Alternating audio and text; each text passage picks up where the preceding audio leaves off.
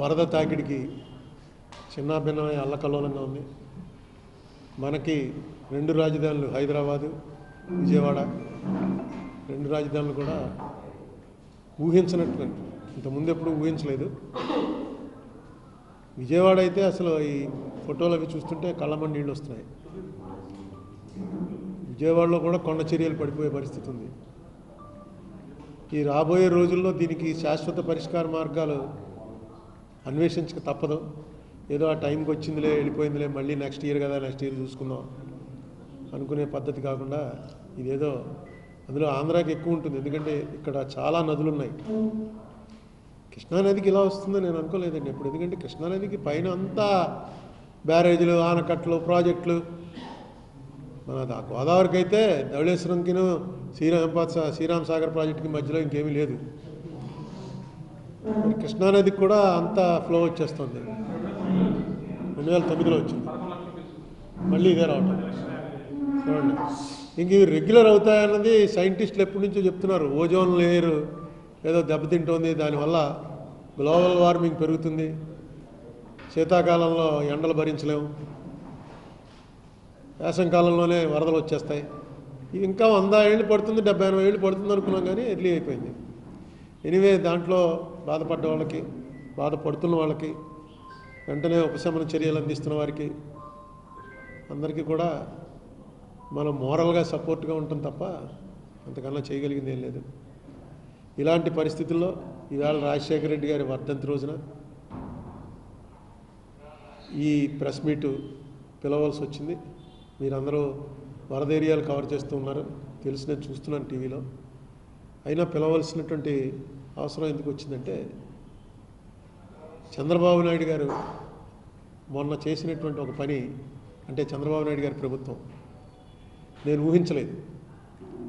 ఎందుకంటే మనకు తెలుసు జగన్మోహన్ రెడ్డి కానీ మిగతా పరిపాలకులు కానీ వాళ్ళు ప్రవర్తించే తీరు వేరు. చంద్రబాబు నాయుడు గారు సీనియర్ మోస్టు.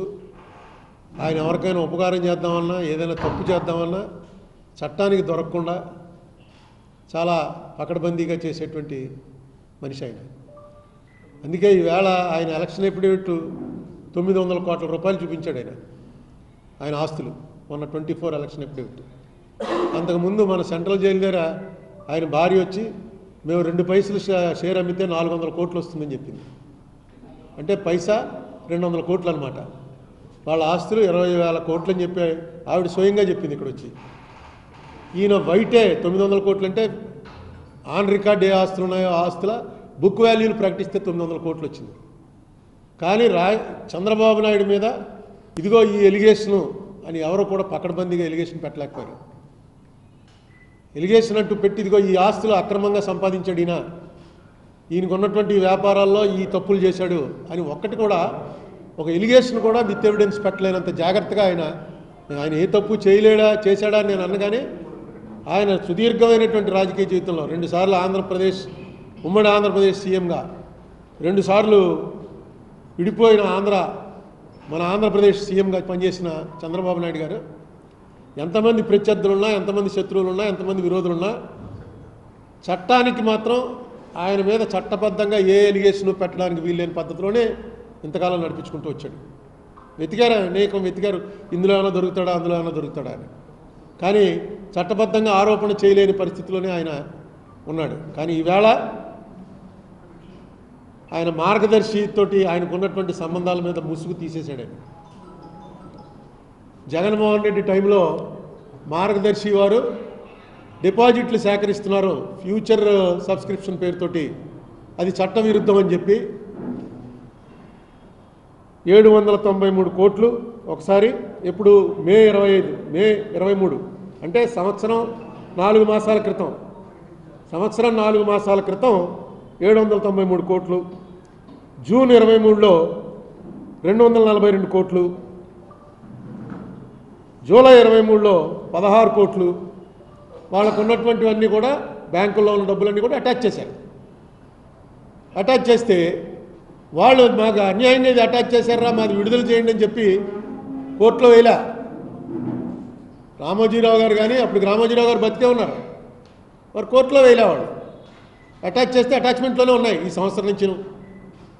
ఎప్పుడైతే చంద్రబాబు నాయుడు గారు గెలిచారో నేను అనుకున్నాను ఆటోమేటిక్గా వాళ్ళు కోర్టులో వేస్తారు, ఈ గవర్నమెంట్ ఏం మాట్లాడదు, హాస్టైల్ అయిపోతుంది, వాళ్ళు విత్డ్రా చేసి పట్టుకెళ్ళిపోతారు.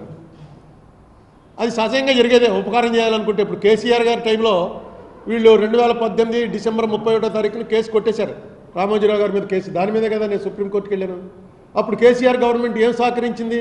ఒకవేళ సహకరించి ఉంటే అది కూడా మనం చెప్పలేము. ఎందుకంటే అప్పుడు కేసీఆర్ గారిది ఆపద్ధర్మ ప్రభుత్వం.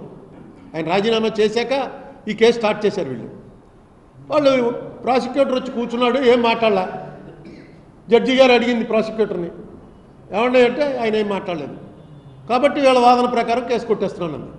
అలాగే చంద్రబాబు నాయుడు గారు గవర్నమెంట్ ఏదో ఉపకారం చేస్తుంది అనుకున్నాం, కానీ డైరెక్ట్గా జగన్మోహన్ రెడ్డి టైంలో ఏదైతే హైకోర్టులో అప్పీల్ ఉందో హైకోర్టు అప్పీల్ని విత్డ్రా చేసుకుంటూ ఈ డబ్బుల ఫీజు మొత్తం ఇచ్చేసి డబ్బులు వెనక్కి ఇచ్చేయమని చెప్పి గవర్నమెంటే చెప్పేసింది. అంటే ఇంకా మేము అధికారంలో రాగానే నిన్ను కాపాడతాం అన్నదానికి అర్థం ఏంటంటే డైరెక్ట్గా కేసే లేకుండా చేస్తామని. ఇది ఓపెన్గా, ఇది చంద్రబాబు నాయుడు గారు నేను అనుకోవటం చంద్రబాబు నాయుడు గారి హిస్టరీలో ఇంత ఓపెన్గా చేసినటువంటి తప్పు ఇది. ఎందుకంటే ఖచ్చితంగా ఫ్యూచర్ సబ్స్క్రిప్షన్స్ అనేవి తీసుకుంటే ఎలా తీసుకోవాలన్నది రిజర్వ్ బ్యాంక్ గైడ్లైన్స్లో ఉన్నాయి. రిజర్వ్ బ్యాంక్ గైడ్లైన్స్లో యాక్చువల్ చిట్ ఫండ్ యాక్ట్లో ఉన్నదాన్ని సరే మార్గదర్శి చిట్ ఫండ్ వాళ్ళు ఓపెన్గా చెప్పేస్తారు, మేము ఈ చిట్ ఫండ్ యాక్ట్ ఫాలో అవ్వం, మేము కంపెనీ యాక్ట్ ప్రకారం మా వ్యాపారం నడుపుతున్నాం, చిట్ ఫండ్ యాక్ట్ మాకు వర్తించదు, ఏపీ చిట్ ఫండ్ యాక్ట్కి మాకు సంబంధం లేదు అని డైరెక్ట్గా వాళ్ళు చెప్పినటువంటివన్నీ రికార్డులు, వాళ్ళు చెప్తుండగా తీసిన వీడియోలు కూడా నా దగ్గర ఉన్నాయి. నేను అన్ని రైట్ టు ఇన్ఫర్మేషన్ కింద తెప్పించుకున్నాను. అది ఎప్పుడో అవసరం వచ్చినప్పుడు చూపించవచ్చు. అది కాదు ఇష్యూ. ఈ ఫ్యూచర్ సబ్స్క్రిప్షన్కి సంబంధించి క్లియర్గా యాక్ట్లో ఉంది, all consolidated payments of future subscriptions by a foreman shall be deposited by him in an approved bank mentioned in the chit agreement before the date of the succeeding instalment and the amount so deposited shall not be withdrawn except for payment for future subscriptions. నీ మీద నమ్మకం లేదు నాకు. మొన్న last time చెప్పాను కదా, నువ్వు చీటీ పాడుకున్నావు, ₹1,00,000 చీటీ పాడుకుంటావు, 60,000కి పాడుకున్నావు. పాడుకుంటే నీకు 60,000 ఇవ్వాలి, కానీ నువ్వు అప్పటి వరకు కట్టింది 30,000 ఉంది. నీ 30,000 నీకు ఇస్తారు, మిగతా 30,000 నువ్వు ఫ్యూచర్ సబ్స్క్రిప్షన్ మా దగ్గర ఉంచుకుంటున్నావు అంటారు. ఉంచుకోవచ్చు, కానీ అది ఎక్కడ పెట్టాలి? ఒక బ్యాంకులో పెట్టాలి. బ్యాంకులో పెట్టి నువ్వు ఏ నెల అయితే కట్టలేదో ఆ నెల ఇమ్మీడియట్గా ఆ డబ్బు దీంట్లో ట్రాన్స్ఫర్ చేయాలి. వీళ్ళు ఏం చేస్తున్నారు? ఆ డబ్బు అంతా తీసుకెళ్ళి వాళ్ళ అకౌంట్లో పెట్టుకుంటున్నారు, వాళ్ళు వాడుకుంటున్నారు. అది పైపొచ్చి దానికి 2 to 5% వడ్డీ కూడా ఇస్తున్నారు. సంవత్సరం అయితే ఎంత, 2 సంవత్సరాలు అయితే ఎంత అని వడ్డీ క్లియర్గా రాసిస్తున్నారు. పైన ఉండేటువంటి డిపాజిట్ అనేది తీస్తారు అంతే. ఫ్యూచర్ సబ్స్క్రిప్షన్ అని పెట్టారు. పెట్టకూడదు అని యాక్ట్లో క్లియర్గా ఉంది. క్లియర్గా యాక్ట్లో ఉన్నప్పుడు వాళ్ళు పెట్టారని వీళ్ళు ఆరోపణ చేశారు. చిట్ ఫండ్ కంపెనీ మళ్ళీ ఆర్బీఐ పర్వ్యూలోకి వస్తుంది. మరి చంద్రబాబు నాయుడు గారు ఎందుకు ఇది చేశారో, రేపు 11వ తారీఖున నాది వాయిదా వస్తుంది మార్గదర్శి ఫైనాన్షియర్స్ది. ఇప్పటి వరకు 4 వాయిదాలు అయ్యాయి. 4 వాయిదాల్లో ఆంధ్రప్రదేశ్ గవర్నమెంట్ తరఫున అడ్వకేట్లు వచ్చి మాకేం ఇన్స్ట్రక్షన్స్ లేవంటున్నారు, వాయిదా అడుగుతున్నారు. మొన్న క్లియర్గా చెప్పేశారు జడ్జి గారు, 11వ తారీఖు ఆఖరి వాయిదా, ఆ వాయిదా కరెక్ట్గా రండి అని, ప్రిపేర్ అయ్యి రండి అని. అక్కడ కూడా ఇలాంటిది ఏదో చేయబోతున్నారు నాకు అర్థమవుతుంది. ఎందుకంటే ఇంత ఓపెన్గా చేయని అవసరం లేదు. వాళ్ళకి సాయం చేయాలనుకున్నా నేను, మీరు మిమ్మల్ని ఎవరైనా తీసుకెళ్ళి పోలీస్ స్టేషన్లో పెడితే నేను పోలీసులకు ఫోన్ చేసి మా వాడిని లోపల పెట్టేసాట కొంచెం చూడవా అని చెప్పడం వేరు, పోలీస్ స్టేషన్ మీదకి వచ్చి ధర్నా చేయటం వేరు. ఇది రెండో టైపు. ప్రభుత్వంలో ఉన్న చంద్రబాబు నాయుడు గారు ముఖ్యమంత్రి ఇంత అనుభవజ్ఞుడు. పోనీ ఏదో జగన్మోహన్ రెడ్డి లాంటి తెలియదండి అతనికి, ఏం తెలుసండి, ఫస్ట్ టైం సీఎం అయ్యాడు, ఏదో చేస్తున్నాడు, అంతకుముందు మినిస్టర్ చేశాడా, అంతకుముందు ఎక్కడైనా గవర్నమెంట్లో ఉన్నాడా అనుకోవటానికి చంద్రబాబు నాయుడు గారికి తెలుసున్నంత ఈ ఫైనాన్స్. ఎందుకంటే ఆయన విజనరీ, ఆయనే చెప్తూ ఉంటాడు, ఆయన విజనరీ, ఏమి రాబోతుందో చూడగలిగినటువంటి శక్తి ఉంది. కానీ ఇక్కడ ఆయన ఫెయిల్ అయ్యాడు. ఆయనకి చరిత్రలో ఇది పెద్ద మచ్చ అవ్వబోతోంది. ఎందుకంటే 4 సార్లు ముఖ్యమంత్రి, మీ రికార్డు ఎవ్వడం బ్రేక్ చేయలేడు. ఆంధ్రప్రదేశ్ అంటూ ఎవడన్నా నాలాటోడో బుక్ రాస్తే అందులో ఆల్మోస్ట్ 1/3 మీ పేజెసే ఉంటాయి. మీరు చేసిన మంచి, మీరు చేసిన చెడు, మీరు తెచ్చుకున్నటువంటి ఫాలోయింగ్, మీరు తెచ్చుకున్నటువంటి వ్యతిరేకత. అటువంటిది ఇంత ఓపెన్గా ఎందుకు చేశారో ఆయన నాకు అర్థం అలా, ఎందుకు చేయవలసి వచ్చిందో. జీవో ఇచ్చి డైరెక్ట్గా డబ్బులు రిలీజ్ చేసేయండి అని మీ యొక్క అభిమానాన్ని ప్రకటించుకోవడానికి మీరు చేసినటువంటి పని మాత్రం కరెక్ట్ కాదు. ఎందుకంటే ఈ కేసు ఆగదు ఇక్కడ, ఇది గ్యారంటీగా ముందుకెళ్తుంది. నేను కాకపోతే ఎవడో పట్టుకుంటాడు, పట్టుకుని దీన్ని ముందుకు తీసుకెళ్తాడు. ఇప్పుడు మిమ్మల్ని కూడా పార్టీ చేసేటువంటి పరిస్థితి వచ్చింది. ఇంత పూర్వం అయితే మార్గదర్శికి వ్యతిరేకంగానే వెళ్ళాలి. నేను వెళ్ళాను మార్గదర్శికి వ్యతిరేకంగా, అక్కడ కేసీఆర్ని పార్టీ చేయలే, నేను మార్గదర్శి వాళ్ళనే పార్టీ చేశాను. కేసీఆర్ని ఇంప్లీట్ చేయమని అడిగాను, ఆంధ్రప్రదేశ్ గవర్నమెంట్ని ఇంప్లీట్ చేయమని అడిగాను. వాళ్ళని కూడా విచారించి వాళ్ళు ఏం చెప్తున్నారో విని తీర్పు ఇవ్వండి అని అడిగాను. నా ప్రేయరు. ఇవాళ అలా ఉండదు, మీరిద్దరూ కలిసి తప్పు చేశారని వస్తుంది. ఖచ్చితంగా ఇది తప్పే అని ఆల్రెడీ రిజర్వ్ బ్యాంకు నేను వేసినటువంటి కేసులో ఎఫిడేవిటే వేసింది తెలంగాణ కోర్టులో. రిజర్వ్ బ్యాంకు మొత్తం మీరు ఒక్కసారి రిజర్వ్ బ్యాంక్ యాక్ట్ చూసినట్టయితే ఫ్యూచర్ సబ్స్క్రిప్షన్స్ అనేవి ఏం చేయొచ్చు. ఫ్యూచర్ సబ్స్క్రిప్షన్స్ అంటే మేమన్నీ తీసుకుని నేను వ్యాపారం చేసుకుంటే కుదరదు. అసలు చిట్ ఫండ్ కంపెనీ వాళ్ళు వేరే వ్యాపారం చేయకూడదు. అది ఫండమెంటల్ యాక్ట్ 1982 ప్రకారం చిట్ ఫండ్ వ్యాపారం ఎందుకు పెట్టారా మాట? చిట్ ఫండ్లో ప్రజల దగ్గర తీసుకున్న డబ్బుతోటి నేను ఏదైనా రిస్క్ వ్యాపారంలోకి దిగాను అనుకోండి, అది పోతే ఇలా డబ్బులు పోతాయి. అందుకని చిట్ ఫండ్ కంపెనీ వాడు వేరే వ్యాపారం చేయకూడదన్నారు. వీళ్ళు ఓపెన్గా ఏమేమి వ్యాపారాలు వీళ్ళ చిట్ ఫండ్ కంపెనీకి ఉన్నాయో అన్నీ రిజిస్టర్ ఆఫ్ చిట్స్కి ఇస్తున్నారు, వీళ్ళకి ఇస్తున్నారు, కంపెనీస్కి, రిజిస్టర్ ఆఫ్ కంపెనీస్కి. ఈ జరిగింది మాత్రం చాలా. ఇప్పుడు వీళ్ళ దగ్గర ఎప్పుడు చూసినా, ఏ సంవత్సరం బ్యాలెన్స్ షీట్లో చూసినా కనీసం 300 కోట్ల రూపాయలు ఉంటాయి వీళ్ళ దగ్గర మార్గదర్శి అకౌంట్స్లో. ఏంటంటే ఫ్యూచర్ సబ్స్క్రిప్షన్స్ కింద వసూలు చేసిన డబ్బు. ఇంకా విచిత్రం ఏంటంటే వాళ్ళ దీని ప్రకారం లాస్ వస్తూ ఉంటుంది. లాస్ చూపిస్తారు, 50 కోట్లు లాస్ వచ్చింది అని. పైన మాత్రం సర్ప్లస్ ఫండ్స్ 400 కోట్లు ఉంటాయి. సర్ప్లస్ ఫండ్స్ వేరు, ప్రాఫిట్ లాస్ వేరు. అంత సర్ప్లస్ ఉన్నప్పుడు లాస్ ఎలా వచ్చింది అంటే అది ఫ్యూచర్ సబ్స్క్రిప్షన్స్. మొత్తం నాకు గుర్తొస్తుంది, 2006లో రామోజీరావు గారు ఆయన ఈటీవీ స్క్రీన్ మీదకి వచ్చి చెప్పాడు, నా ఆర్థిక మూలాలు దెబ్బతీయడానికి రాజశేఖర రెడ్డి పని చేయిస్తున్నాడు అరుణ్ కుమార్ చేత అని. నేను అనుకోలే, ఆర్థిక మూలాలంటే మొత్తం ఆయనకు ఉన్నటువంటి ఎంటైర్ ఎక్వైర్ చేసుకున్న అసెట్స్, ఆయన సామ్రాజ్యం మొత్తం ఈ ఫైనాన్స్ ప్రజల దగ్గర నుంచి ఏదైతే డబ్బు తీసుకుంటున్నాడో ఆ డబ్బు మీదే ఆయన రిస్క్ చేసి ఇవన్నీ చేశాడు. అందుకే ఆయన చిట్ ఫండ్ కంపెనీ కూడా యాక్చువల్గా ఇక్కడ చిట్ ఫండ్ కంపెనీ సంవత్సరం పాటు మూసేశారు. ఆంధ్రప్రదేశ్లో జగన్మోహన్ రెడ్డి ఉన్నప్పుడు సంవత్సరంన్నర మొత్తం మూసేశారు. మూసేసిన ఒక్క కస్టమర్ కూడా పోలా. ఎందుకంటే ఆ కస్టమర్లందరూ కూడా హైదరాబాద్కో, దిల్సుఖ్ నగర్ బ్రాంచ్కో, బషీర్బాగ్ బ్రాంచ్కో వీళ్ళందరూ అక్కడికి ట్రాన్స్ఫర్ అయిపోయారు. అసలు చిట్ ఫండ్ కంపెనీ అనేది దాని డెఫినేషనే మార్చేశారు. ఇది ఖచ్చితంగా చాలా పెద్ద కేసు అవుతుంది. నేను ఎప్పటి నుంచో చెప్తున్నాను, కేసులా అవుతుంది, కేస్ స్టడీ అవుతుంది.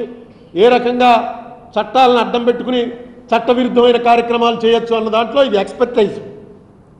కానీ ఇందులో చంద్రబాబు నాయుడు గారు డైరెక్ట్గా వచ్చి పార్టీగా మారతారని ఈ ఉపకారం చేయటం ద్వారా ఆయన, నా ఉద్దేశంలో ఆయనకున్నటువంటి పరిణితికి తగ్గట్టుగా ఆయన బిహేవ్ చేయలేదు. ఓకే, ఆ కేసు నాకు తెలుసు, ఎలాగా గవర్నమెంట్ అప్పు వచ్చేది, చంద్రబాబు నాయుడు గారు రాగానే తెలుసు నాకు. గవర్నమెంట్ అప్పు వచ్చేది, వాళ్ళు విత్డ్రా చేస్తే డబ్బు పట్టుకెళ్ళిపోతారు, ఏ గ్యారంటీయో చూపిస్తారు, విత్డ్రా చేసి పట్టుకెళ్ళిపోతారు. కానీ ఇచ్చేయండి డబ్బు వెనక్కని చెప్పి ఈయనే ఒక జీవో ఇది చేసి విత్డ్రా అయిపోతున్నాం మేము అనడం మాత్రం నేను ఊహించలేదు. అది చెప్దామని మిమ్మల్ని వేళ పిలిచాను. రేపు 11వ తారీఖు ఉంది. ఖచ్చితంగా అందులో చంద్రబాబు నాయుడు గారు కానీ, రేవంత్ రెడ్డి గారు కానీ రేపు 11వ తారీఖు వాళ్ళు ప్రభుత్వం ఏం ఎఫిడవిట్ వేస్తుందో అది రిజర్వ్ బ్యాంకు చెప్పిన దాన్ని సపోర్ట్ చేస్తేనే వేయాలి. ఎందుకంటే ఇద్దరు పెద్ద సీఎంలు, వాళ్ళు ఇద్దరు కూడా రామోజీరావు గారికి ఇష్టమై ఉండొచ్చు. ఒక మనిషి రామోజీరావు గారికి ఇష్టమై ఉండడం ఏమి తప్పేం కాదు. రామోజీరావు గారి వల్ల అనేక ఉపకారాలు పొంది ఉండొచ్చు. కానీ చట్టం, ధర్మం అని వచ్చేటప్పటికి మీరు ఇటేపు ఉంటేనే మీ పేరు నిలబడుతుంది. లేకపోతే మాత్రం ఈయన ఉపకారం చేసిన వాళ్ళకి ప్రత్యుపకారం చేయడం కోసం మొత్తం చట్టాలన్నీ కూడా తొంగలో తొక్కేస్తాడు, ఏం పట్టించుకోడు అన్నది మంచి పేరు మాత్రం కాదు. ఎందుకంటే మీది చరిత్రలో ఉంటారు మీరు. చాలామంది ముఖ్యమంత్రులు వస్తుంటారు, పోతుంటారు. 4 సార్లు ముఖ్యమంత్రి చేసిన వాడు ఎవడో లేడు. మీ రికార్డు ఎవడో బద్దలు కొట్టలేడు. మీరు ఇటువంటి పనులు చేసేటప్పుడు కొద్దిగా ఆలోచించి చేయండి. ఉపకారం చేయాలనుకున్నా సరే within the framework of morality. Public ఏమనుకుంటారో అనేటువంటి ఒక ఆలోచనలో మీరు నిర్ణయం తీసుకోవాలని కోరుతున్నా. అంతకుమించి చంద్రబాబు నాయుడు గారి స్టేటస్లో మనిషికి నేను ఎందుకంటే ఈ కేసులో ఇన్వాల్వ్డ్ కాబట్టి, నా వాయిదా 11వ తారీఖు వస్తుంది కాబట్టి ఈవేళ ప్రెస్ మీట్ పెట్టి, ఎందుకంటే వాళ్ళతోటి నేను మాట్లాడేంత లెవెల్లో మనిషిని కాదు. నేను ఈ టైంలో ఏదైనా లెటర్ రాద్దాం అనుకున్నాను. లెటర్ రాసినా అది పెద్ద వాళ్ళ దగ్గరికి వెళ్ళేంత టైం వాళ్ళకు ఉండదు. ఇద్దరు అక్కడేమో ఆయన హైడ్రాలో పడి ఉన్నాడు, ఈయనేమో ఇక్కడ వాటర్ దెబ్బకి ఈయన రోజు చూస్తున్నాం కదా, ఈయనే వెళ్ళి డైరెక్ట్గా మొత్తం విలేజెస్ ఎక్కడెక్కడ మునిగిపోయారు ఆ ప్రాంతాలన్నీ తిరుగుతున్నాడు ఈయన. ఈ పరిస్థితుల్లో నేను ఏదో లెటర్ రాయటం, ఆ లెటర్ వాళ్ళు చూడలేదనుకోవటం ఇవన్నీ ఎందుకని చెప్పి మీ ద్వారా అయితే ఖచ్చితంగా వాళ్ళకి అందుతుందని నా నమ్మకం. చూద్దాం ఏం జరుగుతుందో. రేపు 11వ తారీఖున వాళ్ళు ఏం వేస్తారో ఏదో చూద్దాం. 300, 400 అలా ఉంటుంది ఎవ్రీ బ్యాలెన్స్ షీట్లో. 400 కోట్లు 300 కోట్లు అలా కడుతూ ఉంటారు, మళ్ళీ తీస్తుంటారు. మళ్ళీ కొంతమందికి పే చేస్తుంటారు. ఇది అసలు పెద్ద ఇదేంటంటే ఇందులోనూ మొన్న ఇక్కడ రాజమండ్రిలోనే ఒక ఆయన ఒక ఎఫిడేవిట్ ఇచ్చాడు. ఆ ఎఫిడేవిట్ చూశాను నేను. ఆయన చెప్పాడు, నేను మార్గదర్శి చిట్ ఫండ్స్లో దాచుకుంటాను, ₹1 కోటి ఉంది ఇప్పుడు, దానికి ట్యాక్స్ ఉండదు, ఎందుకంటే వాళ్ళే వచ్చి నా దగ్గర అగ్రికల్చరిస్ట్గా తీసుకెళ్తారు, నేను రిటైర్డ్ ఇంజనీర్ని, నాకు పెన్షన్ వస్తుంది, నా కూతుర్లు అమెరికాలో ఉన్నారు, వాళ్ళు అక్కడి నుంచి డబ్బు పంపిస్తారు నాకు, ఆ డబ్బు కూడా నా పేరునే డిపాజిట్ చేస్తాను. నేను ఎందుకు ఇన్నేళ్ల నుంచి ఇందులోనే డిపాజిట్ చేస్తానంటే ఈ డబ్బుకి ఏ రకమైనటువంటి ఇబ్బందులు లేవు, లిటిగేషన్ లేవు, అన్నీ వాళ్ళే ఇంటికి వచ్చి నా దగ్గర సంతకం పెట్టించుకుంటారు, ఇన్కమ్ ట్యాక్స్ రిటర్న్స్ కూడా వాళ్ళే వేస్తారు, నాకు ఈ వయసులో నాకు హ్యాపీగా ఉంది, అందుకని ఇంట్రెస్ట్ తక్కువైనా సరే ఇక్కడే వేసుకుంటున్నాను అని డైరెక్ట్గా ఎఫిడేవిట్ ఇచ్చాడు. ఇది మామూలు పరిభాష మీలో నేనే చేస్తే మనీ లాండరింగ్ ఇది. ఎందుకంటే ఆ డబ్బుకి అకౌంట్ చూపించాలి, ఆ డబ్బు చెక్కు రూపంలో ఇవ్వాలి, వేరే వాళ్ళ డబ్బు మీరు వేయటానికి లేదు. ఇంకా రూల్స్ పెట్టారు కొన్ని, మాకు రూల్స్ వర్తించమండి, మమ్మల్ని ఎవడడిగాడు, మీకు ఎవరన్నా మీకు కంప్లైంట్ ఇచ్చారా మా మీద అంటే కంప్లైంట్ ఎందుకు ఇస్తారు? ఆ డబ్బులన్నీ కూడా అన్అకౌంటెడ్ మనీ. ఇవాళ వీళ్ళ దగ్గర తిరుగుతున్నటువంటి మొత్తం డబ్బులో అట్లీస్ట్ 70% అది అమౌంట్. లేకపోతే చిట్ ఫండ్ కంపెనీ మీకు ఎవడన్నా ఒకరిని చూపించండి, మార్గదర్శి చిట్స్లో చేరి చీటీ పాడుకునే వ్యాపారం చేశానండి అని ఎవరన్నా చూపించండి. ఇప్పుడు చిట్ ఫండ్ కంపెనీ రాజమండ్రిలో 30-40 ఉన్నాయి, అందులో చేరతారు, వ్యాపారం తీసుకుంటారు, మళ్ళీ కడుతూ ఉంటారు, వాళ్ళు మళ్ళీ కట్టకపోతే వాళ్ళు ఆస్తులు రాయించుకుంటూ ఉంటారు, రకరకాలు జరుగుతుంటాయి. మార్గదర్శి చిట్ ఫండ్స్లో 10%, 12% కూడా ఉండరు అనుకుంటున్నాను. ₹1 కోటి చీట్లు ఉన్నవాళ్ళే దాదాపుగా ఒక 500-600 మంది ఉన్నారు. ₹1 కోటి చీట్లో జాయిన్ అవ్వడం అంటే చీటీ పాడుకుందామని కాదు, ఆ డబ్బు సేఫ్, బ్యాంకులో వేస్తే ట్యాక్స్ వాడు పట్టుకుంటాడు, వీళ్ళ దగ్గర వేస్తే సేఫ్, ఇంక దాని జోలికి ఎవడో వెళ్ళడం, అలా చేసుకుంటూ వస్తున్నారు. ఇది యాక్చువల్గా నేను ప్రూవ్ చేయబోతున్నాను. నా కేసులో చేయొచ్చు, రేపు ఆర్గ్యుమెంట్లో ఇదే చెప్పబోతాను. నా దగ్గర మొత్తం ఎంటైర్ స్టాటిస్టిక్స్ ఉన్నాయి.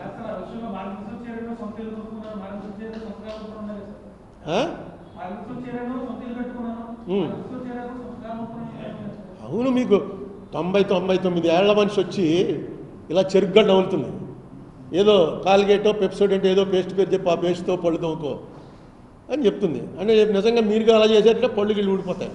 మనకు అంత వయసు లేకపోయినా మనం 50లో ఉన్న ఏదోట ఈ పేస్ట్తో రుద్దుకుంటారు. అడ్వర్టైజ్మెంట్ అన్న తర్వాత కరెక్ట్గా వాళ్ళకి అడ్వర్టైజ్మెంట్. నెక్స్ట్ నేను మార్గదర్శి ఇప్పుడు ఉందండి, 1997లో రూల్ తీసుకొచ్చారు, ఏది కంపెనీ అయితే కానీ చేయటానికి వీలు లేదు.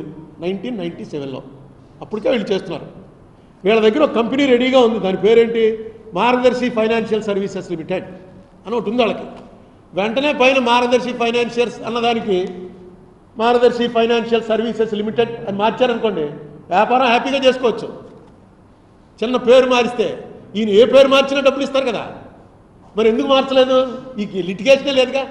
కంపెనీ అయితే ఆయనే చేసుకోవచ్చు, రెడీగా కంపెనీ ఉంది, మళ్ళీ కొత్తగా కంపెనీ పెట్టడానికి టైం పడుతుంది అనడానికి లేదు. ఎందుకు చేయలేదు? దీన్ని మార్గదర్శి ఫైనాన్షియల్ లిమిటెడ్ అని ఎప్పుడైతే వచ్చిందో మీరు ప్రతి అకౌంటు రిజర్వ్ బ్యాంక్ పంపించాలి, ప్రతి సబ్స్క్రైబర్ పేరు రిజర్వ్ బ్యాంక్ పంపించాలి, ప్రతి సంవత్సరం మీ దగ్గర రికార్డులన్నీ రిజర్వ్ బ్యాంక్ పంపించాలి. అంతేకాదు, నేను జనం దగ్గర నుంచి ₹1 కోటి వసూలు చేస్తే నేను నా డబ్బు ₹1 కోటి పెట్టాలి, క్లియర్గా కనిపించాలి. 50% నీది, 50% పబ్లిక్ కలెక్షన్. ఎగ్గొట్టేయకుండా ఉండడం కోసం రూల్ పెట్టారు. ఈయన ఇందులోంచి ఏదో చిన్న వసూలుబాటు తీసుకుని, అంటే ఒకటే ఇంకోటి చేస్తుంటే ఈ పార్టీ లోపలికి వెళ్ళిపోను. రామోజీరావు గారి స్టేటస్ వేరు, ఆయనకున్న సంబంధాలు వేరు, ఆయనకున్నటువంటి జనం వేరు, ఆయన సబ్స్క్రైబర్స్ వేరు, ఆయన దగ్గర ఉన్న డబ్బు వేరు. ఏం చేయాలో తెలియక నాలంటాం గింజుకుంటున్నాం, సరిపోవట్లేదు మా స్టేటస్, ఏదో కొట్టుకుంటున్నాం. జగన్మోహన్ రెడ్డి వచ్చేదో పెట్టాడు, అదే సరిపోలేదు. కానీ చంద్రబాబు నాయుడు గారు ఇందులో పార్టీ ఎందుకు కావాలి? వాళ్ళకి అవసరం ఏమొచ్చింది, వాళ్ళే చూసుకోగలరు. మీరు గవర్నమెంట్ నిర్లిప్తంగా ఊరుకుంటే సరిపోతుంది. ఇప్పుడు నా దాంట్లో 4 వాయిదాల నుంచి ఆవిడ అప్పీ రావట్లేదు, ఇంకో 4 వాయిదాలు అయితే టైం అయిపోతుంది. అటు చూడండి, ఇటు చూస్తాను, సారీ. సో కంపెనీ కలెక్ట్ చేయొచ్చన్న చిన్నదాన్ని వాళ్ళు ఎందుకు అంగీకరించలేదంటే, ఎవరికో మేము అకౌంట్లో ఇవ్వడం, ఎవరికో జవాబుదారీగా ఉంటాం, వాళ్ళకి ఇష్టం లేదు. రిటర్న్స్ ఫైల్ చేస్తారు ఎవరితోటి, రిజిస్టర్ ఆఫ్ కంపెనీస్ తోటి రిటర్న్స్. ఆర్బీఐకి చిట్ ఫండ్ కంపెనీది పంపిస్తారు, ఫైనాన్షియర్స్ చిట్ ఫండ్ కంపెనీది మొత్తం. ఇవన్నీ రొటేషన్గా వస్తుంటాయండి. వాళ్ళకు కూడా ఏంటంటే వీళ్ళందరి మీద ఎత్తికి పోతద్దం పెట్టి చేయలేరుగా, ఎవడైనా కంప్లైంట్ పెట్టాలి.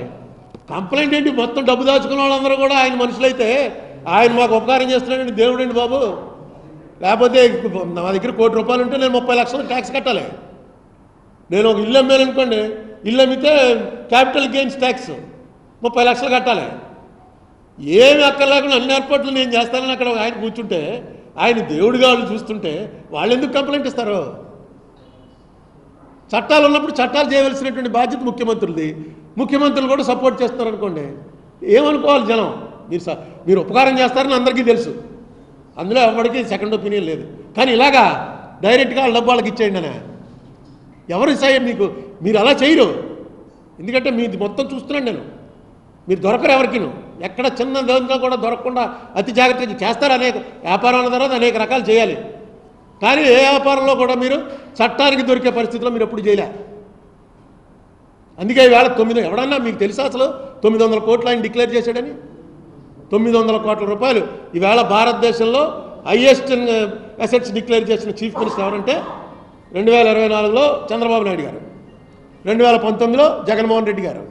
మన స్టేట్స్ గొప్పతనం ఏంటంటే ఇండియాలో హైయెస్ట్ డిక్లేర్ చేసినటువంటి ఎంపీ మన గుంటూరు ఎంపీ. నెక్స్ట్ సెకండ్ తెలంగాణలో అక్కడ ఎంపీ రెడ్డి గారు ఎవరో ఉన్నారు, ఆయన. ఇక్కడ ఒక చౌదరి గారు, ఆయన పేరు ఏదో ఉంది, ఆంధ్ర నుంచి గుంటూరు ఎంపీ గారు, అమెరికా నుంచి వచ్చాడు ఆయన హైయెస్ట్ డిక్లేర్ చేశాడు. ఈ డిక్లేర్ చేసినవన్నీ కూడా మన దాంట్లో ఏంటంటే అకౌంటెడే. అన్అకౌంటెడ్ ఎన్ని రేట్లు ఉంటుందో తెలియదు మనకి. ఈవేళ ఈ ఇల్లు నాదనుకోండి, ఈ ఇల్లు బుక్ వాల్యూ ఎంత ఉందో అంతే డిక్లేర్ చేస్తాను. అంటే ఇల్లు అమ్మితే రిజిస్టార్ది ఎంత ఉందని, రిజిస్టార్ది ఇక్కడ ఈ ఇల్లు మొత్తం కలిపి 30 లక్షలు ఉంటుంది, అమ్మితే 5 కోట్లు వస్తుంది. ఇది అందరికీ తెలుసు. కానీ 30 లక్షలు డిక్లేర్ చేస్తే సరిపోతుంది. ఈ 30 లక్షలు డిక్లేర్ చేసినవే 900 కోట్లు వచ్చాయి. అయినా ఎవడన్నా చంద్రబాబు నాయుడు 900 కోట్లు ఎక్కడి నుంచి వచ్చాయి ఆయన ఎవడన్నా ఒక లెవెల్ ఉన్న లీడర్ ఎవడన్నా ఆరోపించాడా? ఎందుకంటే అన్నీ క్లియర్గా రాశాడు, ఎక్కడెక్కడి నుంచి వచ్చాయి, ఏ వ్యాపారంలో ఎంత ఉంది, ఏ బ్యాంకులో ఎంత ఉంది, ఎఫిడవిట్లో మొత్తం ఉంటాయి. ఎక్కడా కూడా ఇది నీకు ఎక్కడి నుంచి వచ్చింది అని దొరికే పరిస్థితిలో పెట్టుకోలేదు. పకడ్బందీగా వాళ్ళకి ఆడిటర్స్ టీం ఉన్నారు. మీరు వచ్చి ఇందులో ఎందుకు డైరెక్ట్ అయిపోవాలి? ఎనీవే, అది చెప్పడానికే నేను ఇవాళ ప్రెస్ మీట్ పిలిచాను. తర్వాత ఎవరు కాదంబరి, నేను ఆ కేసు పూర్తిగా వెళ్ళలేదు. కానీ ఈ ఐపీఎస్ ఆఫీసర్ల మీద కేసులు పెడుతున్నారంటే ఏదో వచ్చింది. ఆ ఐపీఎస్ ఆఫీసర్ల మీద కేసులు పెట్టడం ఇంతకుముందు ఇప్పుడు జరిగినట్టు నాకు తెలియదు. ఆ వెంకటేశ్వరరావు గారిది పెట్టారు కేసు, వెంకటేశ్వరరావు గారి మీద కరప్షన్ ఛార్జెస్ పెట్టారు, అంతే కదా? ఏదో ఇజ్రాయేల్ వ్యవహారం కరప్షన్ ఛార్జెస్ పెట్టారు. పెట్టినా సరే వెంకటేశ్వరరావు గారికి చివరికి కోర్టులన్నీ కూడా వెంకటేశ్వరరావు తప్పేం లేదు అని చెప్పి క్లియర్గా చెప్పడం, ఆఖరణ ఆయన మళ్ళీ యూనిఫారం వేసుకొచ్చి కూర్చుని అప్పుడే రిటైర్ అయ్యాడుగా, అంతేనా?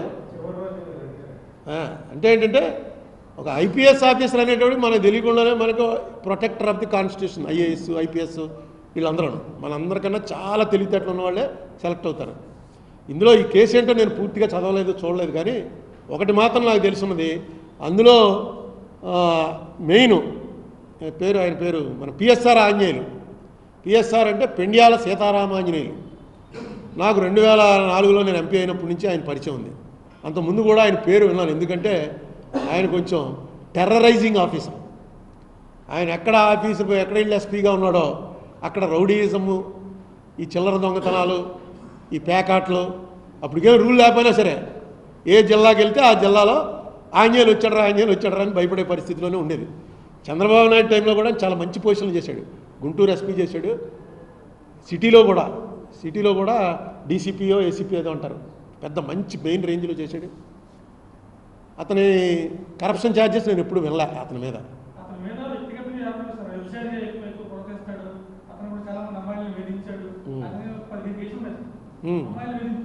అది ఆ కేసులో ఏమైనా తీసుంటే, ఇప్పుడు ఏమవుతుందంటే ఇక్కడ మీరు నా మీద కేసు పెట్టారనుకోండి, అది కేసు, అది ఖచ్చితంగా వాళ్ళు రిజిస్టర్ చేయాలి, పెట్టాలి. ఇప్పుడు నేను మార్గదర్శి చెప్పిందే సేమ్. వాళ్ళు కాగితం పెట్టుకున్న వాళ్ళు డబ్బాలు పట్టుకుపోవటం వేరు, ఈయన డబ్బు ఇచ్చేయటం వేరు. ఇప్పుడు ఇక్కడ ఏం చేస్తున్నారు, గవర్నమెంట్ ఎవరైతే కేసులు పెట్టారో ఆ కేసులు పెట్టిన ఎస్పీల మీద ఆ కేసులు పెట్టడానికి వెనక నుంచి ఈ ఇంటెలిజెన్స్ అంటే జగన్మోహన్ రెడ్డే, వెంకటేశ్వరరావు అంటే చంద్రబాబు నాయుడే. చాలా కావాల్సిన వాళ్ళనే తెచ్చిపెట్టుకుంటారు అక్కడ. ఇంటెలిజెన్స్ వాళ్ళతో అన్ని రకాలుగానే చర్చించి పెట్టుకుంటారు. ఇతని మీద పెట్టారు. ఇతను నాకు ఎలా తెలుసు అంటే, మన రాజమండ్రి వాళ్ళు చల్లా వాళ్ళ జంజాల గారు ఉన్నాడు, సినిమా డైరెక్టర్, ఆయన వియ్యంకుడు. రాజమండ్రి మా చల్లా భద్రయ్య గారు ఉన్నాడు, చల్లాభద్రయ్య గారికి బావగారు అవుతాడు, చెల్లెలు మొగుడైన జంజాల గారు. వీళ్ళంతా మొన్న వాళ్ళ పెళ్ళికి వెళ్ళాను, అన్నింటికి వెళ్ళాను, మాకు బాగా దగ్గర వాళ్ళు వీళ్ళంతా. ఈయన మీద నేను కరప్షన్ ఛార్జెస్ వినలేదు. ఈయన వైఫ్ ఈయనకన్నా 10 రెట్లు ఎక్కువ ఆదాయం ఆవిడకి. ఆవిడ నేను ఎంపీ అయ్యాకే మన ఇంటర్నేషనల్ బిజినెస్ స్కూల్ హైదరాబాద్ ఉంది కదా, అందులో చదువుకుని 2006లో బయటకు వచ్చి, అంతకుముందు ఏదో హెచ్ఆర్లో డిగ్రీలు ఉన్నాయి, అందులోకి వెళ్ళడం ఏంటంటేనే పెద్ద స్టేటస్. అందులోకి వెళ్ళింది, చదువుకుని వచ్చింది. ప్రస్తుతం ఈ ఇండియాలో ఉన్నటువంటి టాప్ కంపెనీస్ అన్నిటికీ కూడా ఆవిడ హెచ్ఆర్ సెలక్షన్ బయట నుంచే చేస్తుంది అనుకుంటాను. వాళ్ళు ఈయన ఉద్యోగం లేకపోయినా సరే వెరీ వెల్ ఆఫ్, బాగా డబ్బులు ఉన్నవాళ్ళే. ఈయన ఉద్యోగం చేశాడు, ఓకే, ఎలిగేషన్స్ వచ్చాయి, ఎలిగేషన్స్ వస్తే జరుగుతుంది కోర్టు. గవర్నమెంట్ ఇంట్రెస్ట్ తీసుకుంటుంది. అతనికి దగ్గరగా పనిచేసి ఎవడెవడైతే జగన్మోహన్ రెడ్డికి దగ్గరగా పనిచేశారో వాళ్ళందరినీ కొడదాం అని ఇప్పుడు ప్రభుత్వం, ఈయనకి దగ్గరగా పనిచేసిన వాళ్ళందరినీ కొడదామని జగన్మోహన్ రెడ్డి ప్రభుత్వం. దీనివల్ల ఏమవుతుందంటే రేపు ఐపీఎస్ ఆఫీసర్లు ఎవడో మీ మాట వినడం. మేము మామూలుగా ఫోన్ చేసి చెప్తూ ఉంటాం, నేను ఎంపీలమే చెప్పేవాళ్ళం, సార్ ఎస్పీ గారు ఏంటండి రాజమండ్రిలో గొడవ, దీని సంగతి తేల్చండి అని. ఒక కాగితం రాసి పంపించండి అంటారు. ఒక కాగితం రాసి పంపిస్తే దాని మీద అడుగుతాను, మీ ఫోన్కి వెళ్ళి నేను తీసుకోను. ఎందుకంటే రేపు పొద్దున్న నీ ఫోన్కి చేశాను, నన్ను తీసుకెళ్ళి లోపలేసి ఎలా ఉంటే అందులో క్రిమినల్ కేసు పెట్టడం అనేది ఎక్స్ట్రీమిటీ. ఓన్లీ కరప్షన్ ఛార్జెస్లో పెడతారు కానీ దీనికిను అక్కడ గుజరాత్లో అతని పేరేంటి, సంజీవ్ భట్ ఐపీఎస్ ఆఫీసర్, భట్ అనే ఐపీఎస్ ఆఫీసరు గుజరాత్ అల్లర్లు జరుగుతున్నప్పుడు యాక్చువల్గా మోడీకి తెలిసి కూడా, ముఖ్యమంత్రికి తెలిసి కూడా ఆ ప్రాణాలు కాపాడడానికి ఆయన ఆర్డర్ ఇవ్వలేదు, ఆ మీటింగ్లో నేను కూడా ఉన్నాను అని చెప్పి కోర్టు ముందు చెప్పాడు ఒక ఐపీఎస్ ఆఫీసర్. ప్రస్తుతం ఆయన 10 ఏళ్ళ నుంచో 15 ఏళ్ళ నుంచి జైల్లో ఉన్నాడు. అతని మీద ఏం కేసు పెట్టారు తెలుసా? అతని ఫస్ట్ పోస్టింగ్ ఏఎస్పీగా ఉండగా ఒక లాకప్ డెత్ జరిగిందిట. ఆ లాకప్ డెత్ ఇతని వల్లే జరిగిందని తీసుకెళ్ళి లోపలేశారు. అంటే అధికారం చూపించటం. అతను ఇప్పటికీ జైల్లోనే ఉన్నాడు. హైకోర్టు కొట్టేసి, సుప్రీంకోర్టు అన్నీ కూడా కొట్టేశాయి, అతనిదే తప్పు, లోపలికి వెళ్ళిపోని అందరికీ తెలుసు. గుజరాత్లో మొత్తం చిన్న పిల్లాడిని అడిగితే చెప్తాడు. కానీ తప్పలేదు, అతను తీసుకెళ్ళి లోపలేశారు. ఈ ఐపీఎస్ ఆఫీసర్లు వీళ్ళు అందరూ కంట్రోల్లోకి వచ్చేసారు. పూర్వం అయితే ఒక ఐఏఎస్ ఐపీఎస్ని ముట్టుకుంటే పెద్ద గొడవ అయిపోయింది. నేను ఒకసారి ఎప్పుడో ఐఏఎస్ ఆఫీసర్లు ఏంటంటే ఇలా చేస్తున్నారని ఎక్కడో మీటింగ్లో అన్నాను. ఐఏఎస్ ఆఫీసర్ విజయవాడలో ఏదో మీటింగ్లో ఐఏఎస్ ఆఫీసర్లు కూడా ఇలా చేస్తే ఇంక మనం ఏం చేస్తామని. నా మీటింగ్ పూర్తి బయటకు వచ్చే లోపల నాకు 10 మంది ఐఏఎస్ వాళ్ళు ఫోన్ చేశారు. నువ్వు వెంటనే ప్రెస్ మీట్ పిలిచి తప్పు చెప్పు, నీ మీద చాలా మంచి ఒపీనియన్ ఉందని పోతుంది, నువ్వు ఐఏఎస్ వాళ్ళు ఎలా చేయటం అన్నావు వెంటనే. ఇది అక్కడ కూడా రాజమండ్రి వచ్చి మళ్ళీ ప్రెస్ మీట్ పెట్టి, బాబు నేను మిమ్మల్ని ఏం పర్సనల్గా అనలేదు, ఐఏఎస్ వాళ్ళు ఎలా చేయడం తప్ప, అది మళ్ళీ అగ్రవేట్ అయింది. మళ్ళీ అదే అన్నాడండి ప్రెస్ మీట్ పెట్టి, అని క్షమించమని కోరుతాను. మరి నాకు అలాగే తెలుసా క్షమించమని కోరడం, అంతకన్నా తెలియదు. ఎందుకంటే ఆ యూనిటీ అలా ఉంటుంది, పని చేయలేరు లేకపోతే వాళ్ళు. ఈవేళ తీసుకొచ్చి అందులో ఆంజనేయులు అన్న మనిషి నాకు తెలుసు కాబట్టి, మిగతా ఆఫీసర్లు ఎవరో నాకు పరిచయం లేదు, ఆంజనేయులు అన్న మనిషి నాకు తెలుసు కాబట్టి జనరల్గా రౌడీజము, టెర్రరిజం చేసి ఇలా అనిస్తున్న వాడి మీద మీరు చెప్పిన కేసులు వస్తాయి. ఎందుకంటే ఈ కేసులకి ఏముండదు, ఆడ పెద్ద ఓమనైజర్ బాబు అంటే అయిపోయింది, సర్క్యులేట్ అయిపోతుంది. అంతేగా ఎక్కడ ఓమనైజరు, ఏ ఓమన్ దగ్గరికి వెళ్ళాడు, నువ్వు చూసావా, భూతద్దం పెట్టావా, ఇది ఎవడో చెప్పలేడు. అనేకం ఉన్నాయి, 100 కేసులు ఉన్నాయి. అయినా తీసుకెళ్ళి ఇంటెలిజెన్స్ దాంట్లో ఎందుకు పెట్టుకున్నారు? అదేది బార్డర్ సెక్యూరిటీ ఫోర్స్లో అనుకుంటాను, బీఎస్ఎఫ్లో డీజీగా పనిచేశాడు. Top most rank. అంత టాప్ మోస్ట్ ర్యాంకులకి వెళ్ళేటప్పుడు ఇవన్నీ చూస్తారు. ఇవి ఎప్పుడైతే ఇవన్నీ మామూలు అని అనుకుంటారో అప్పుడు ఇప్పుడు చంద్రబాబు నాయుడు మీద నేను చెప్పాను 900 కోట్లు, ఇవన్నీ జనం చూడలేదా, మామూలేనండి ఎవడు సంపాదించుకోవట్లేదు అంటారు, ఓటేస్తారు. అలాగే ఇతని మీద ఇన్ని వచ్చే ఆరోపణలు ఇవన్నీ మామూలేండి. ఏమైనా కరప్షన్ ఎలిగేషన్స్ ఉన్నాయా, ఎవడన్నా చంపేశాడా, ఎవడన్నా కాల్ చేసిన ఎలిగేషన్ ఉందా, ఇవి చూస్తారు. ఇతని మీద ఎలిగేషన్ ఏంటంటే, ఆ ఎలిగేషన్ పెట్టిన అతను కూడా వాళ్ళ ఫాదర్ నాకు బాగా తెలుసు, జిల్లా పరిషత్ చైర్మన్ చేశాడు, కుక్కల నాగేశ్వరరావు. జిల్లా పరిషత్ చైర్మన్ వాళ్ళది పెద్ద ఫ్యామిలీ, మంచి రిప్యుటేషన్ ఉన్న ఫ్యామిలీ, డబ్బులు ఉన్నాయి, ఆస్తులు ఉన్నవాళ్ళు. జిల్లా పరిషత్ చైర్మన్ చేశాడు. రాజశేఖర రెడ్డి గారికి బాగా క్లోజ్గానే ఉండేవాడు. అతను కారుమూరి నాగేశ్వరరావు, ఇద్దరు నాగేశ్వరరావులు. మన వెస్ట్ గోదావరి నాగేశ్వరరావే అక్కడ తణుకు, ఇద్దరు కూడా క్లోజ్గా ఉండేవారు. అతను కొడుకుట మొన్న టీవీలో చూశాను, వచ్చి అతను చెప్తున్నాడు. ఇవి చాలా ఈ మధ్య ఏమవుతుందో తెలుసా, నాకు తెలిసిన వాళ్ళు కూడా బుక్ అయిపోతున్నారు. మధ్య ఏమవుతుందో ఒక అమ్మాయి వస్తుంది, మీకు పడుతుంది వీడియో, ఆ అమ్మాయి మీతో మాట్లాడటం మొదలెడుతుంది. అమ్మాయిని చూస్తే చాలా బాగుంటుంది, డబ్బుల విషయం అది ఏముండదు, నిన్ను నేను ఫేస్బుక్లో చూసి అవి చూశాను, నిన్ను అలా చేశాను అని క్లోజ్ అయ్యి జాగ్రత్తగా ఓ రోజు బట్టలు పెట్టడం మొదలెడుతుంది. దీనికి క్రైమ్ ఆర్టికల్ అని చెప్పి అమెజాన్లో ఉంది, అంత చూడండి, చాలా ఇంట్రెస్టింగ్గా చేశాడు. ఇది ఎలా చేస్తారు మొత్తం అవతలండి సాఫ్ట్వేర్ అండి ఎలా చేస్తారు మొత్తం అంతా కూడా ఒక గంట సేపు ఉంది, 1:45 నిమిషాలు చూడండి. క్రైమ్ ఆర్టికల్ అంటే ఇప్పుడు జరుగుతున్న కరెంట్ ఈవెంట్స్ మీద ఒకటి పెడుతూ ఉంటారు వారం 10 రోజులకు ఒకసారి, వెబ్ సిరీస్. అందులో చూపించాడు ఎలా చేస్తారు. ఎందుకంటే మనకి ఏది వాట్సాప్ ఎన్క్రిప్టెడ్, వాట్సాప్లో మనం ఆడుకుంది ఎవరు వినటానికి లేదు, వాట్సాప్లో మనం చేసింది ఎవరు వినటానికి లేదు. ఎలా చేస్తారు వాళ్ళు? వాట్సాప్లోనే వస్తారు, వాట్సాప్లో వచ్చి ఎలా చేస్తారు, ఎలా వాట్సాప్లోనే పట్టుకుంటారు, దాన్ని రికార్డ్ చేస్తారు. ఎలా చేస్తారా ఇదని చెప్పి అనుకుంటే ఆ ఆర్టికల్ చూసిన తర్వాత నాకు అర్థమైంది. క్రైమ్ ఆర్టికల్లో దానికి ఒక పెద్ద నెట్వర్క్, దానికి పెద్ద జనం, దానికి పనిచేసేవాళ్ళు, ఏదో పెద్ద ఇండియా పాకిస్తాన్ ఎతికే పరిస్థితి ఉంటుంది కదా, వాళ్ళ రహస్యాలు మన రహస్యాలు వాళ్ళు, ఆ లెవెల్లో పెద్ద ఆఫీసు జనం పెట్టి టక్ టక్కని కొడుతుంటారు. రోజు 10 మందిని కొడతారు, 10 మందిలో ఒకడు దొరుకుతాడు. ఆ ఒకడు దొరికిన వాడిని బ్యాక్గ్రౌండ్ చూసుకుంటారు, వీడు పడిపోతాడరా అంటే అక్కడి నుంచి బ్లాక్మెయిల్ స్టార్ట్ చేస్తారు. Honey trap, exactly. పూర్వం హనీ ట్రాప్ ఎక్కువగా గూఢచారి దాంట్లో చేసేవారు. పురుషులు ఎవరైనా సరే స్త్రీ మీద ఉన్నటువంటి ఆ ఆసక్తి ఏదైతే ఉందో అది లేదు నాకు అని అవడాలంటే వాడికి తేడా ఉన్నట్టు లెక్క. అందరికీ ఉంటుంది. దీనిలో పెద్దవారు చాలా గొప్పవారండి, వీరు చాలా తక్కువ. అయితే మన సోషల్ పరిస్థితిని బట్టి బయటపడం, మనకు ఉన్నటువంటి కల్చరు సోషల్ ఈ ఎన్వైరన్మెంట్ని బట్టి. ఇదే అమెరికాలో అయితే వైఫ్ అండ్ హస్బెండ్ చూడగానే హస్బెండ్తో నీ పెళ్ళాం టాప్ కంగ్రాచులేషన్స్ అని. ఇక్కడ అసలు మామూలుగా ఇలా రెండోసారి చూస్తేనే మనకి ఏంటంటే అతను అలా చూస్తున్నాడు లేడీస్ని అని మొదలైపోతుంది. కల్చర్ మారుతుంది, వాళ్ళ కల్చర్ వేరు, మన కల్చర్ వేరు. ఇక్కడ ఎవడన్నా సరే దీంట్లో కొంచెం లేట్ అవుతుంది, కానీ వాడు కొంచెం పిరికాడ్ అయితే అమ్మనే మీది ఎవరైనా ఇంత అందమైన అమ్మాయి వచ్చేసి నాకెందుకు చేస్తుంది, ఏదో తేడా ఉంది ఇందులో అని డిస్కనెక్ట్ చేసి పారేస్తాడు. ఇష్టం లేక కాదు, దొరికిపోతామన్న భయంతో. కొంతమంది ఓహో ఫోన్లో బాగా దొరికిందని వాడికి తెలియకోలాగా బుక్ అయిపోతున్నారు, బుక్ అయిపోయి జీవితాలు అయిపోతున్నాయి. మీకు ఆ క్రైమ్ ఆర్టికల్లో అయితే ఒక కుర్రాడు ఐఐటి స్టూడెంట్ సూసైడ్ చేసి చచ్చిపోతాడు, సూసైడ్ గదిలో గురేసుకుని చచ్చిపోతాడు. అది మోస్ట్ బ్రిలియంట్, మోస్ట్ సక్సెస్ఫుల్. ఎప్పటికీ తెలియదు వాళ్ళ అమ్మ నాన్న అందరూ ఏడుపులు, ఎందుకు మావాడు అన్ని ఫస్ట్ వస్తూ ఎందుకు చచ్చిపోయాడు అని. ఇందులో పడిపోయాడు, మనకు తెలుసు, ఎందుకంటే మనం చూసాం కాబట్టి సినిమా. తర్వాత ఎప్పుడుకో వాడిది ఇచ్చేస్తే ఇప్పుడు ఏంటి ఫోను నెంబర్ చెప్పమంటే కూడా చెప్పట్లే. ఫోన్ ఎవడో యాక్సిడెంట్లో చచ్చిపోయాడు మీ అబ్బాయి, వెళ్ళి ఆ ఫోన్ తీసి లాక్ అయిపోయింది, ఏమంటే లాక్ ఓపెన్ చేయండి అని అంటే కోర్టు వారు ఆర్డర్ ఇచ్చినా సరే ఆ కంపెనీ వాడు నో, మా సీక్రెట్ పాలసీ ప్రకారం మేము ఆ లాక్ ఓపెన్ చేయలేము. ఇది మళ్ళీ హ్యాకర్స్ ఎవడో వచ్చి ఓపెన్ చేసి పెట్టాలి, కానీ కంపెనీ ఓపెన్ చేయదు. ఇవన్నీ వాడుకుంటున్నారు. క్రైమ్ రకరకాలుగా వచ్చేస్తుంది. ఇప్పుడు క్రైమ్ అయితే సెల్ ఫోన్ లొకేషన్ బట్టి పట్టేసుకుంటున్నారు. మొత్తం క్రైమ్ అంతా సెల్ ఫోన్లోనే అవుతుంది, అకౌంట్లోంచి కొట్టేస్తున్నారు. దాన్ని ఆపాలంటే చిన్న ఇది చేస్తే సరిపోతుంది, చేయరు. ఎందుకు చేయరో అర్థం అవ్వదు. నీ బ్యాంకులో డబ్బులు ఆపుకోవాలంటే నీకు వార్నింగ్ ఇచ్చి 15 మినిట్స్ వరకు బ్యాంక్ ట్రాన్స్ఫర్ అవ్వదు అని ఏదో రూల్ పెట్టారనుకోండి, ఇవన్నీ ఆగిపోతాయి.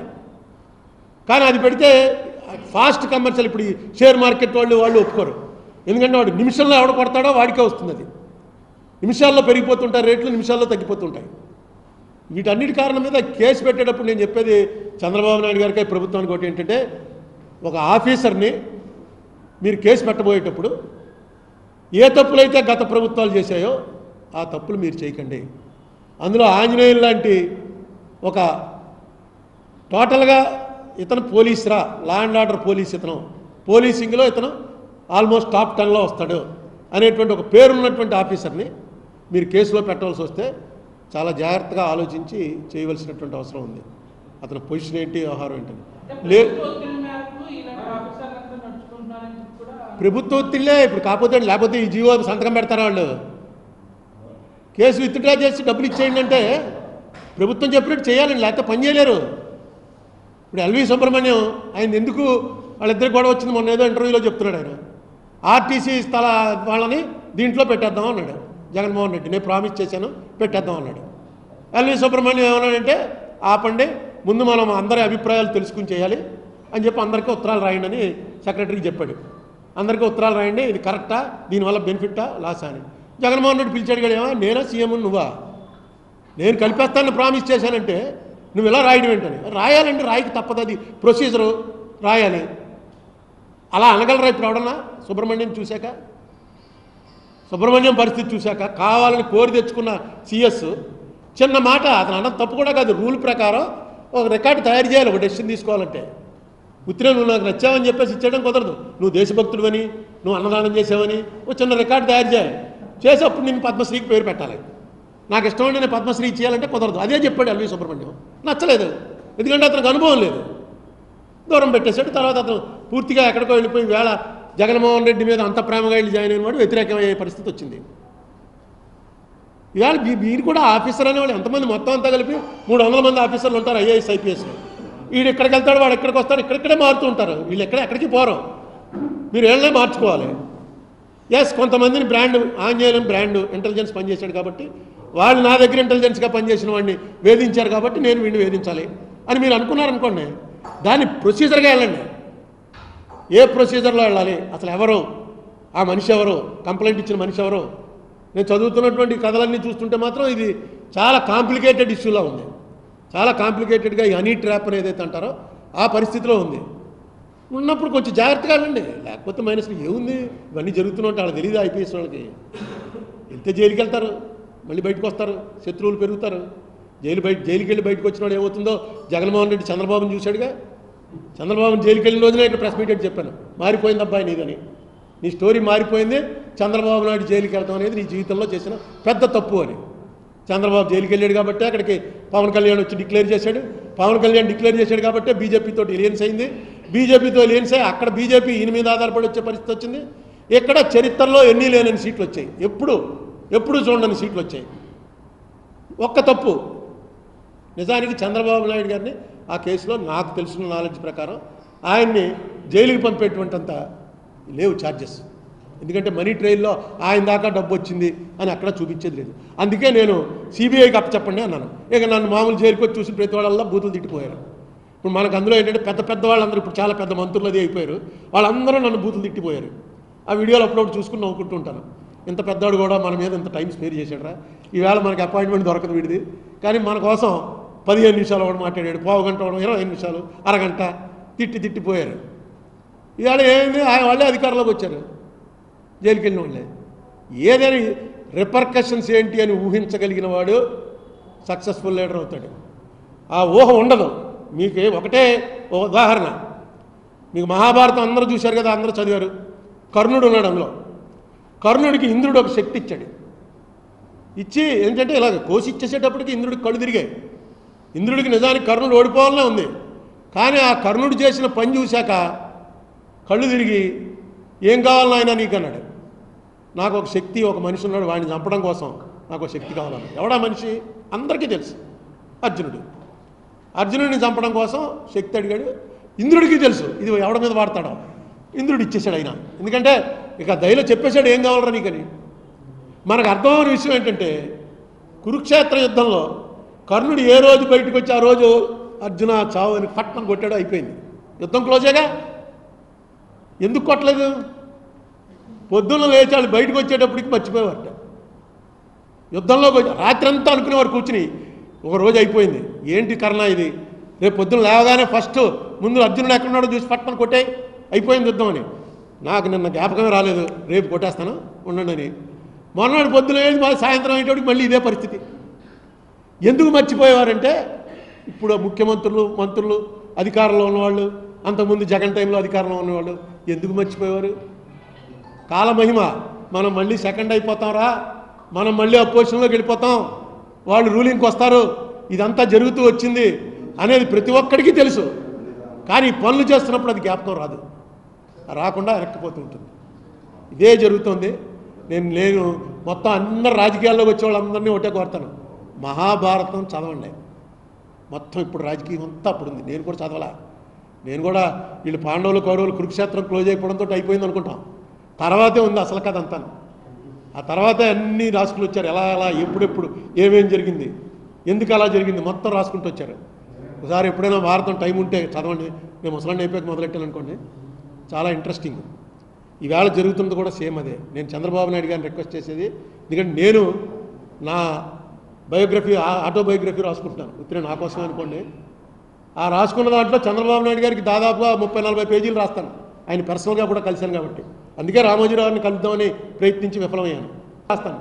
రాసే దాంట్లో నేను ఆరోపణలు చేయగలను, కానీ మీరు తప్పు చేశారని దానికి ఆధారం ఇది అనడానికి ఆధారం లేదు. ఇందులో మాత్రం దొరికారు. ఇది ఎందుకు తప్పు చేశారో ఇలాంటి తప్పులు ఇంక రిపీట్ అవనివ్వకండి. రేపు 11వ తారీఖున మా దాంట్లో కూడా మీరు మీ ఇమీడియట్ మీ అడ్వకేట్స్ మీ కౌన్సిల్ని ఆదేశించండి. కరెక్ట్ ఏది న్యాయం ఏది ధర్మం అది ఎఫిడవిట్ చేయండి. ఇక్కడ మళ్ళీ మీరు అభిమానం దాన్ని ఏమంటారు ఇచ్చిపుచ్చుకోవడాలు, నేను నాకు వాళ్ళు ఉపకారం చేశారు కాబట్టి నేను వీళ్ళకి ఉపకారం చేయాలి, అవి రానికండి. అది ఈ స్టేజ్లో మీకు అనవసరం. మీరు ఎంత 75 ఏళ్ళు వచ్చి మీకు ఇంత పేరు, భారతదేశంలో ఇంత పేరు వచ్చి ఇన్నిసార్లు ముఖ్యమంత్రి అయ్యి అలాంటి బలహీనతగా మాత్రం లొంకండి. ధర్మం వైపు చట్టం వైపు ఉండండి. Thank you.